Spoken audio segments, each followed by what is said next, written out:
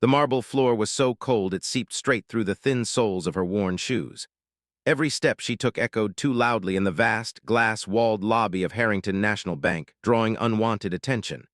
People turned their heads, some frowned, others smirked. A few whispered behind manicured hands, and standing right in front of her, blocking her path like a wall, was Daniel Cross, her ex-husband, well-groomed, expensive suit, a sharp, victorious smile carved into his face. "Didn't I tell you," Daniel said loudly, his voice carrying across the lobby, "that this place isn't for people like you anymore?" A ripple of uncomfortable laughter followed from a group of executives standing nearby. Someone coughed. A security guard shifted his weight, already preparing to step in. The woman, Sarah Whitmore, felt her throat tighten, but she refused to lower her eyes. Her coat was old. Her hair was tied back hastily, a few strands escaping around her tired face. She looked nothing like the polished professionals surrounding her, nothing like the woman Daniel had once proudly introduced as his wife. She clutched a small, brown leather wallet in her hand. "I just need to speak to a teller," Sarah said quietly. "That's all." Daniel laughed, sharp, cruel, and intentionally loud. "A teller," he turned to the crowd. "Did you hear that? She thinks she can just walk in here and be treated like a client." His eyes dropped to the wallet in her trembling hand. "What is that?" He scoffed. "Loose change? Food stamps? Or did you come to beg for a loan after I generously let you stay in my house for as long as I did?" A murmur spread through the lobby. Heads leaned closer, phones subtly angled upward. Sarah's fingers tightened around the wallet. "You kicked me out," she said, her voice cracking despite her effort. "In the rain, at night." Daniel shrugged. "You stopped being my responsibility the moment you stopped being useful." That sentence hit her harder than a slap. She swallowed. "I'm not here for you, Daniel." "But you are," he replied, stepping closer, lowering his voice just enough to sound intimate but not kind. "Because without me, you're nothing, and you walking into my bank today proves it." "My bank," Sarah repeated faintly. Daniel straightened his tie, pride gleaming in his eyes. "I'm on the board now," he announced to everyone within earshot. "Which means I don't have to tolerate vagrants trying to embarrass me." He waved a hand dismissively toward the security guard.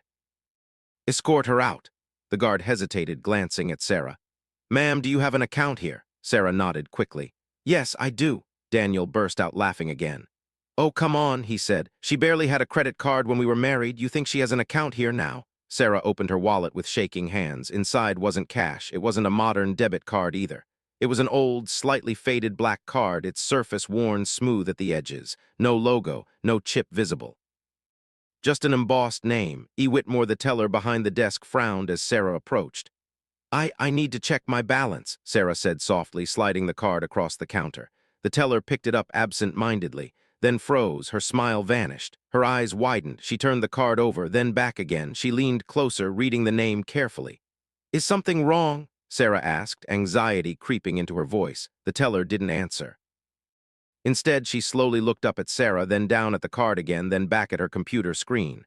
Her fingers began to move fast, very fast. Daniel noticed the sudden change. "What's taking so long?" he snapped. "She doesn't have money, just throw her out." But the teller's face had gone pale. One moment," she stammered. She stood abruptly, nearly knocking her chair over, and rushed toward the back office. A strange silence fell over the lobby. "What the hell is this?" Daniel muttered, irritation creeping into his voice. Within seconds, another employee appeared, then another. Whispers spread like wildfire. The security guard's posture changed, no longer aggressive but uncertain. Daniel crossed his arms. "This is ridiculous." Then the teller returned, followed by the branch manager, a middle-aged man whose confident demeanor had completely vanished. He stared at the card in his hand like it was a live grenade. "Ms. Whitmore," he said carefully, "may I ask?" "Where did you get this card?" Sarah hesitated. Her voice barely rose above a whisper. "It belonged to my grandmother." The manager's breath caught. Daniel scoffed. "Oh, for God's sake, it's probably expired or fake." The manager didn't laugh. In fact, his hands were shaking. "Sir," he said to Daniel without even looking at him, "please step back." "What?" Daniel snapped. "Do you know who I am?" "Yes," the manager replied, swallowing hard. "And right now that doesn't matter." The manager turned to a junior employee and whispered urgently, "Lock the system. Call headquarters now." Sarah felt her heart pound. "What's happening?" she asked, panic rising. "I didn't mean to cause trouble." The manager's eyes softened when he looked at her. "No, ma'am," he said quietly. "You didn't cause trouble." He lowered his voice. "You caused an emergency." A stunned silence crashed over the lobby. Daniel's confident smirk faltered for the first time. "What kind of game is this?" he demanded. No one answered him. The junior employee was already on the phone, whispering frantically. "Yes, yes, that card, confirmed, name matches." Then the words that shattered the room. "The CEO is on his way." Gasps rippled through the crowd. Daniel's face drained of color. "The CEO?" he repeated. "For her." Sarah looked just as shocked. "I don't understand," she said, her voice trembling. "I just needed enough money to get a place to stay." The manager shook his head slowly. "Ms. Whitmore," he said, "that card hasn't been used in over 20 years. He leaned closer. "And it's connected to one of the most protected accounts in this bank's history." Daniel staggered back a step. "That's impossible," he whispered, but deep down a terrible realization was creeping in. The woman he had humiliated, the woman he had thrown out like trash, the woman standing there with nothing but an old coat and a faded card, she wasn't who he thought she was. And whatever that card represented, it was about to destroy him. Have you ever been judged unfairly by someone who thought they knew your worth just by how you looked? Tell us in the comments below, and let us know where you're watching from today. But before we see how this ends, let's go back to where this story truly began, 3 months earlier. The rain came down in sheets, blurring the streetlights into long, trembling streaks of yellow and white. Sarah Whitmore stood on the front porch of the house she had lived in for 12 years, holding a single suitcase in her hand. The door slammed shut in her face, not gently, not with regret, it slammed like a verdict. "Daniel, please," she said through the wood, her voice barely louder than the storm. "It's midnight, I don't have anywhere to go." There was a pause, then the lock clicked. Daniel's voice came through the door, cold and detached. "You should have thought of that before embarrassing me." Sarah closed her eyes. Inside that house were the walls she had painted herself, the kitchen where she had cooked his meals, the bedroom where she had cried silently while he slept beside her, already drifting away long before the marriage ended. Now none of it was hers. She stepped off the porch, the rain soaking into her coat almost instantly, and walked down the driveway without looking back. That was the night Sarah Whitmore officially became invisible. Sarah hadn't always lived like this. Once she had been a woman who believed in forever, who believed love meant patience, sacrifice, and standing beside someone while they climbed toward their dreams. When she met Daniel Cross, he was ambitious, but broke. Fresh out of business school, drowning in student loans, fueled by big ideas and bigger promises. Sarah had been the steady one. She worked as a librarian, never glamorous, never wealthy, but honest work that paid the bills. When Daniel talked about starting his own firm, she believed in him before anyone else did. When the bank rejected his first loan, she quietly co-signed the second. When he worked late nights, she stayed awake to make sure he ate. And when his business finally took off, Sarah stepped back from her job to support him fully, hosting dinners, managing schedules, smoothing relationships, becoming the perfect executive wife. Except, Daniel didn't want a partner anymore. He wanted a reflection. As his income grew, so did his distance. Compliments turned into criticisms. Gratitude turned into entitlement. "You don't fit the image anymore," he once said casually, as if commenting on the weather. "Maybe try harder." Sarah tried, she always did, but no amount of effort could compete with Daniel's hunger for status. Eventually, younger associates replaced old friends, business trips replaced anniversaries, and one night, without shouting, without drama, he told her he was done. The divorce was swift, efficient, brutal. Daniel had better lawyers. Sarah had trusted him too much to protect herself. She left the marriage with almost nothing, except one thing, a small wooden box her grandmother had given her years ago. Sarah's grandmother, Eleanor Whitmore, had been a mystery wrapped in warmth. To Sarah, she was simply Grandma Ellie, a woman who smelled like lavender, told stories by candlelight, and always insisted that true wealth had nothing to do with money. But as a child, Sarah had noticed strange things: men in suits who came to visit, phone calls Grandma Ellie took in private, documents she locked away carefully, and once when Sarah asked if she was rich, her grandmother had laughed softly and said, "Rich enough to never need to prove it." Before Eleanor passed away, she pressed that small box into Sarah's hands. "Don't open this unless you truly need it," she said gently. "And when you do, remember who you are." Inside the box was the black card.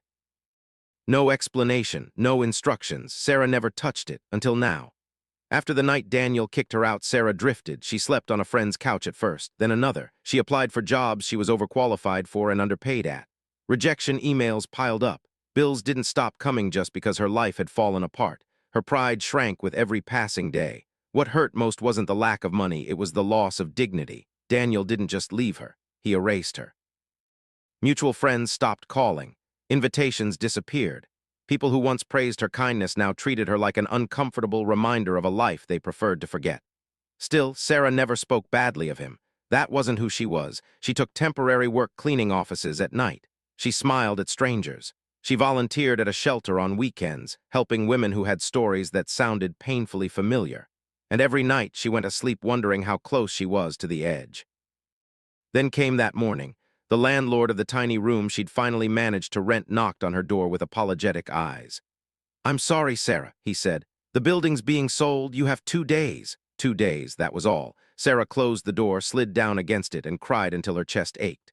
For the first time in her life, she considered the box, her grandmother's box. With trembling hands, she opened it. The card was still there, unchanged, quiet, waiting. Sarah stared at it for a long time. "I don't even know if you're real," she whispered, "but I don't have anything else." That was when she made the decision. She would go to the bank, not to prove anything, not to reclaim power, just to survive. Harrington National Bank wasn't just any bank. It was Daniel's bank, the institution that funded his rise, the place where he now held influence. Sarah almost turned back when she saw the glass building towering above her, reflecting her small figure like a reminder of everything she'd lost. But she straightened her shoulders. She wasn't going there as Daniel Cross's ex-wife.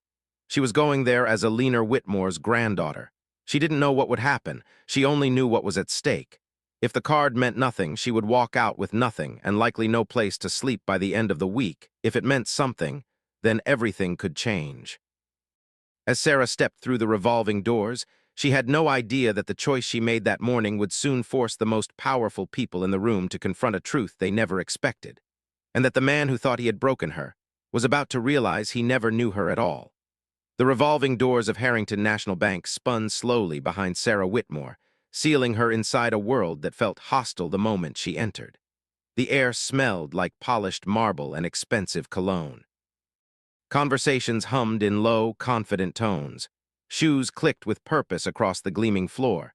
Everyone here looked like they belonged, except her. Sarah paused just inside the entrance, clutching her coat tighter around herself. She could feel eyes on her, curious, dismissive, judgmental. A woman in a designer blazer glanced at Sarah's worn shoes and quickly looked away as if poverty were contagious. Just breathe, Sarah told herself. She spotted the teller desks ahead and began walking toward them, each step heavier than the last. Her heart pounded so loudly she was sure someone could hear it. Halfway across the lobby, a familiar voice stopped her cold. "Well, isn't this a surprise?" Her stomach dropped. She turned slowly. Daniel Cross stood near the private offices, surrounded by 2 men and a woman in tailored suits. He looked exactly as he always did in public, perfectly controlled, effortlessly confident, radiating success. And when his eyes locked onto hers, his lips curved into a smile that held no warmth. "What are you doing here, Sarah?" he asked, loud enough for nearby clients to hear. She considered pretending she hadn't heard him, considered walking away, but her legs refused to move. "I'm here on personal business," she said carefully. Daniel laughed softly, shaking his head. "Personal business," he looked her up and down without shame. "You don't have business anymore, you have problems." People around him chuckled. Sarah felt heat rush to her face. "I'm not here to cause trouble," she said. "Please just let me." "Let you what?" Daniel interrupted. "Withdraw money you don't have." One of the men beside him leaned in, whispering, "Who is she?" Daniel didn't lower his voice. "My ex-wife," he said, "the one who thought loyalty mattered more than ambition." Sarah flinched. "You don't have to do this," she said quietly. "Yes, I do," Daniel replied, "because you walked into my territory." He gestured broadly to the bank. "Do you see this place? This is where winners operate, not people who get left behind." Sarah's chest tightened. She glanced around for help, any sign of empathy. There was none. A few bystanders watched with interest, some with amusement. No one stepped in. She was alone. At the teller counter, a young employee named Mia noticed the confrontation and frowned. "Sir," Mia said politely to Daniel, "if she's a customer, we can assist her." Daniel scoffed. "She's not." Sarah finally reached the counter and placed both hands on the smooth surface to steady herself. "I have an account," she said. Daniel rolled his eyes. "Sarah, stop embarrassing yourself." Her fingers slipped into her pocket, wrapping around the familiar shape of the card. "I'd like to check my balance," she said, sliding the black card across the counter. Mia picked it up casually, and then everything changed. Her smile faded. Her brow furrowed. She turned the card over slowly. "One moment, please," Mia said, her voice suddenly tight. Daniel smirked. "What did it melt?" Mia ignored him, typing rapidly into her computer. Her eyes widened. She swallowed hard. I need to get my manager. She stood so quickly her chair scraped loudly against the floor. Daniel frowned. This is ridiculous, he said, stepping closer. You don't need a manager to tell you she's broke. But Mia was already gone. Sarah's heart raced. Maybe this was a mistake. Maybe the card was meaningless. Maybe she just humiliated herself in front of the one person who enjoyed seeing her fall. Daniel leaned in close. You should have stayed invisible, he whispered. This ends now. He turned to the security guard nearby. Remove her. The guard hesitated, looking uncertain. Sir, we're waiting on the manager. Daniel snapped. I'm on the board. That made the guard stiffen. Yes, sir. He approached Sarah. Ma'am, I'm going to have to ask you to stop. The word came from behind them. The branch manager, Mr. Holloway, had emerged from the back office, his face pale, his tie slightly askew. He stared at the card still lying on the counter as if it were radioactive. Is that? He whispered. Mia nodded, eyes wide. Yes, sir. Mr. Holloway looked at Sarah with something close to awe. Ms. Whitmore, he said carefully, may I confirm your full name? Sarah Eleanor Whitmore, she replied, her voice shaking. Mr. Holloway closed his eyes briefly. Daniel laughed nervously. Come on, Holloway, he said. You're not seriously entertaining this, are you? Mr. Holloway didn't respond. Instead, he turned to the security guard. Stand down. The guard stepped back immediately. Daniel's smile vanished. What are you doing? He demanded. Mr. Holloway finally looked at him. With all due respect, Mr. Cross, he said evenly, this situation is no longer under your authority. Daniel's face flushed. Excuse me.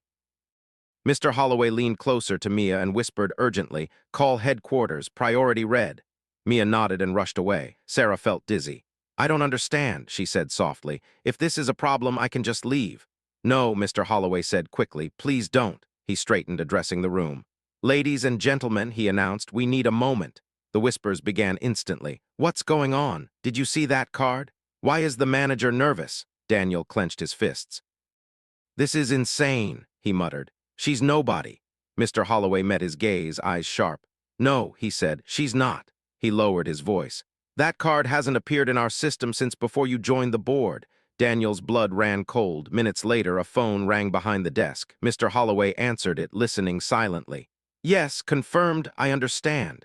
He hung up and exhaled slowly. Then he looked at Sarah.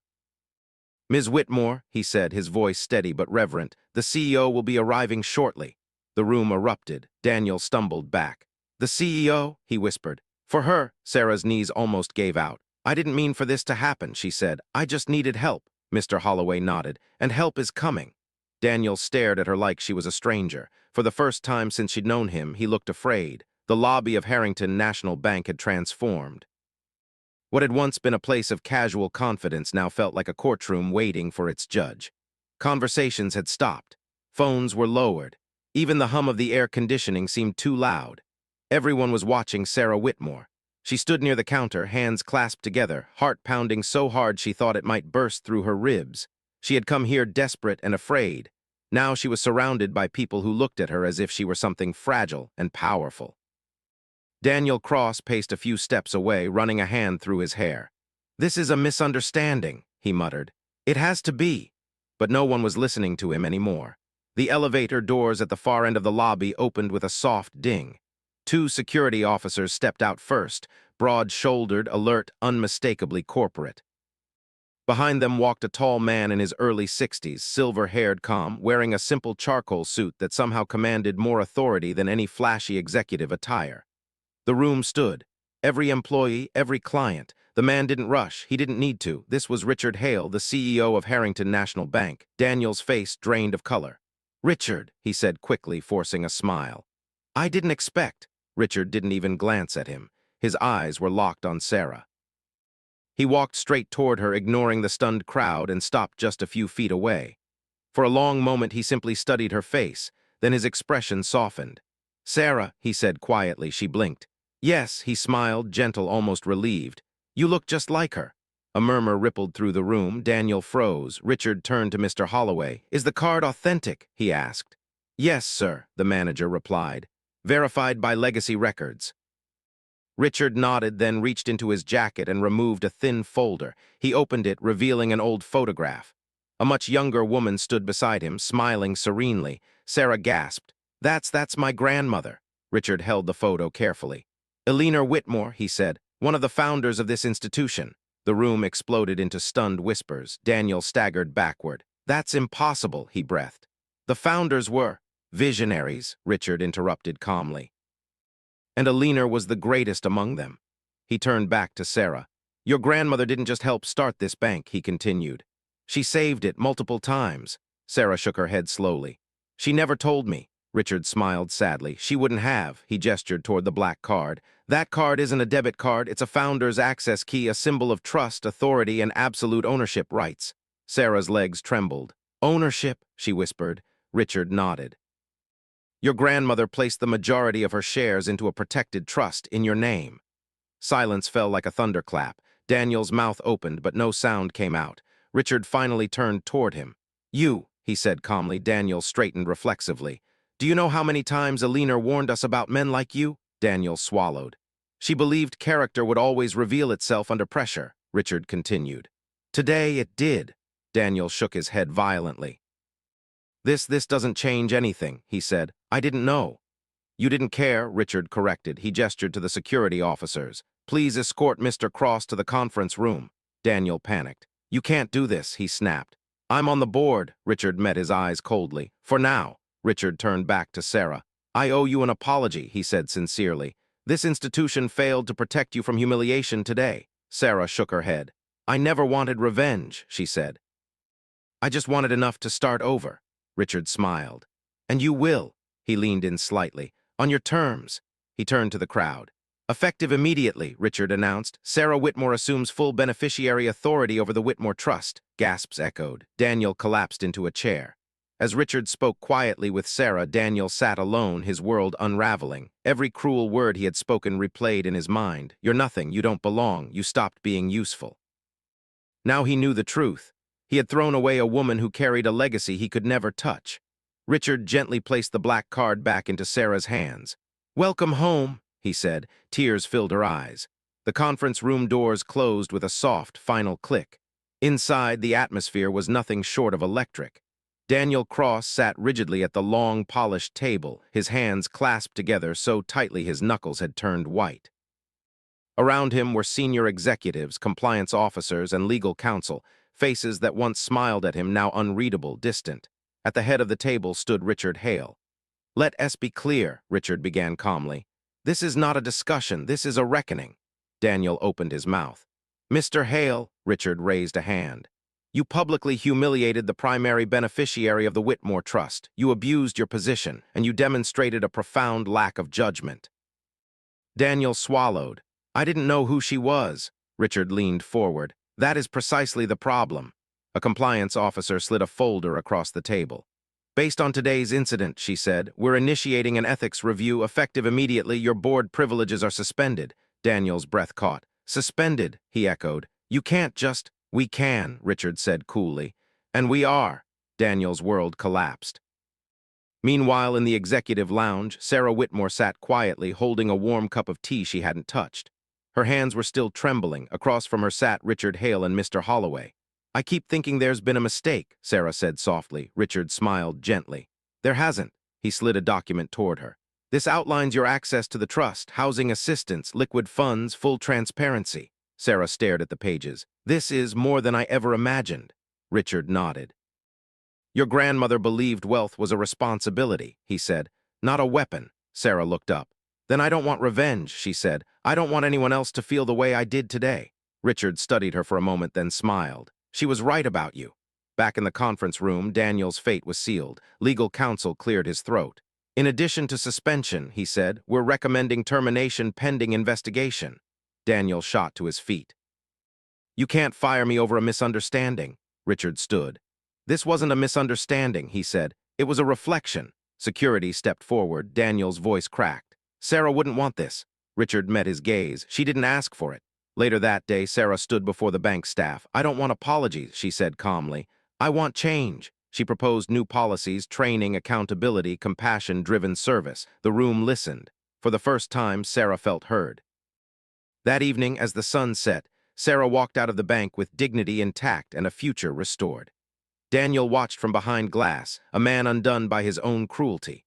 1 year later, spring sunlight spilled through the wide windows of a restored brownstone on a quiet, tree-lined street. The air smelled faintly of fresh paint, polished wood, and blooming jasmine from the small garden outside. Sarah Whitmore stood barefoot in the living room, a mug of tea warming her hands. This place was hers. Not as a trophy, not as a symbol of revenge, but as a home. The past year had transformed her life in ways she never could have imagined the day she walked into Harrington National Bank with nothing but fear and her grandmother's old card. After the events of that day, Sarah hadn't disappeared into luxury or hidden behind lawyers and advisors. Instead, she had done something unexpected. She had stayed visible. Sarah chose a modest lifestyle despite having access to immense wealth. She paid off her debts quietly. She bought a home that felt warm instead of grand. And she returned to work not because she had to, but because she wanted to. She now ran the Whitmore Foundation, a trust dedicated to housing support, legal aid, and career rebuilding for displaced spouses, particularly women who had been financially erased after divorce. The idea came from her own pain. "I don't want anyone else standing in the rain with a suitcase," she often said. Under her guidance, Harrington National Bank changed too. Mandatory empathy and ethics training became part of every promotion path. Anonymous reporting systems were strengthened. Customer dignity was written into the institution's core values, not as a slogan but as a standard. And for the first time in its history, the bank's internal motto was rewritten: character before capital. Richard Hale announced his retirement 6 months later. At his farewell dinner, he raised a glass and smiled at Sarah. "Your grandmother would be proud," he said. Sarah smiled back. "I learned it from both of you." As for Daniel Cross, his downfall had been quiet but complete. The ethics investigation uncovered more than arrogance. There were reports of intimidation, misuse of influence, and patterns of discriminatory behavior that had gone unchecked for years. He was removed from the board. His professional reputation never recovered. The same social circles that once applauded him now avoided his calls. Invitations stopped coming. Doors that once opened automatically remained closed. He eventually took a consulting job in another city, smaller firm, lower title, no power. And for the first time in his life, no one cared who he used to be. Occasionally, he saw Sarah's name in the news, not in gossip columns, but in stories about families housed, careers rebuilt, lives restored. He never reached out. And Sarah never waited for an apology. On a quiet afternoon, Sarah visited her grandmother's grave. She placed fresh flowers beside the stone and sat down on the grass. "I didn't understand what you gave me," she said softly. "Not the money, the strength." The wind moved gently through the trees. Sarah closed her eyes, feeling at peace. She had learned something important, something the world often forgets. True power doesn't announce itself. True wealth doesn't humiliate. And true character reveals itself when no one thinks it matters. Sometimes the people we underestimate carry legacies we can't imagine. And sometimes the greatest justice isn't revenge. It's becoming everything someone tried to take from you. If this story moved you, please like this video, share it with someone who needs hope today, and subscribe to our channel for more powerful, inspirational stories. Because you never know, the quietest person in the room might just hold the greatest truth of all.